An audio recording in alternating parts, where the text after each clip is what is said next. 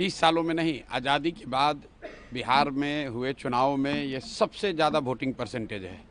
ये दो बातों को दिखाता है। पहला कि जो बात हम लोग पिछले कई महीनों से, बल्कि मैं 1-2 साल से कह रहा हूँ कि बिहार में 60% से ज़्यादा जनता बदलाव चाहती है और पिछले 25-30 साल से जो राजनीतिक विकल्प के अभाव में एक तरह से धीरे धीरे राजनीति को लेकर, चुनाव को लेकर उदासीनता बन गई थी, विकल्प नहीं था लोगों के पास।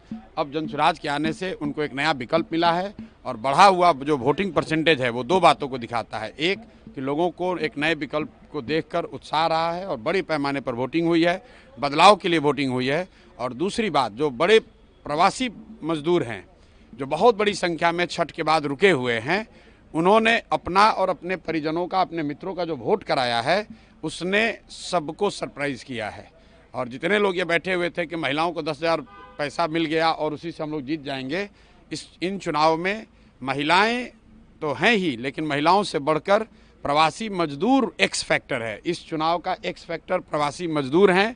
वो क्या कर रहे हैं, वो अपने दोस्तों, मित्रों, परिवार वालों से कैसे वोट करा रहे हैं, इसी से बिहार का चुनाव तय होगा। जनसुराज कितना कॉन्फिडेंट है अपनी जीत को लेकर के? कितनी सीट? जनसुराज बिल्कुल कॉन्फिडेंट है कि 14 तारीख को आप देखेंगे इतिहास लिखा जाएगा। बड़े बड़े पंडित, कोई ये नहीं बता रहा था कि जनसुराज इस बार इतने बड़े पैमाने पर वोटिंग होगी।